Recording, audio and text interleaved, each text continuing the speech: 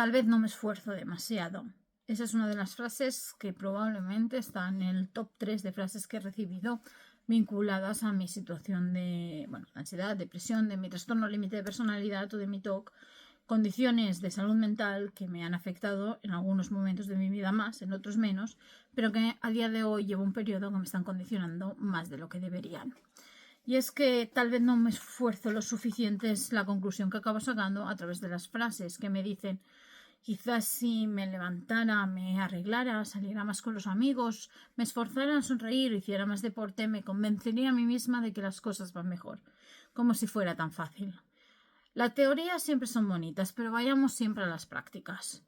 Sí, me levanto, me esfuerzo, me pongo el despertador, hago mi paseo mañanero y llego a mi casa. Me tomo mi café y voilà, estoy feliz. Pues no, ando con desganas. Y acabo agobiada. Llego a mi casa, si tengo suerte, feliz o contenta porque no me he encontrado a nadie que me toque las narices por el camino ni que me pregunte cómo estoy para tener que hacer una respuesta más o menos correcta para no dar demasiadas explicaciones.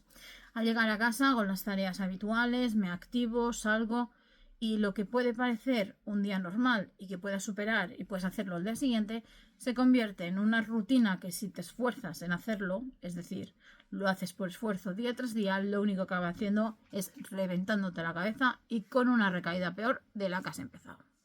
Entonces todo esto no lo hago y me quedo encajonada en casa. No, Pepa, que aquí en esta vida todos somos de extremos y de pillar las frases justas para criticar. No he dicho eso. He dicho que no siempre los consejos de que tienes que hacer más esfuerzo es sinónimo de mejora. Es decir, que a veces ese sobreesfuerzo y cuando no llegas a hacer esos objetivos básicos, porque muchas veces desde el punto de vista exterior no son objetivos muy elevados, aunque para una persona en ese momento puede ser una montaña, causa una gran frustración y presión en uno mismo que a veces puede ser contraproducente. Hay que intentar salir, hay que intentar hacer las cosas. Salir me refiero del hoyo, no a la calle, que también. Pero siempre tengamos en cuenta el estado en el que estamos. Porque muchas veces hacemos lo máximo que podemos, en el momento que podemos y cuando podemos. No hay que retroalimentarse en lo negativo, pero tampoco ir cumpliendo unas expectativas exteriores que lo único que te hacen si no las cumples es decepcionarte a ti mismo porque lo estás haciendo por esa presión de tu entorno que te dice que deberías esforzarte más. Así que mi consejo es que las cosas vayan a su debido tiempo y a su justo ritmo, que es muy difícil de gestionar. ¿Por qué? Porque yo soy la primera que no lo hace. Porque es que no tienen una explicación ni un manual de instrucciones.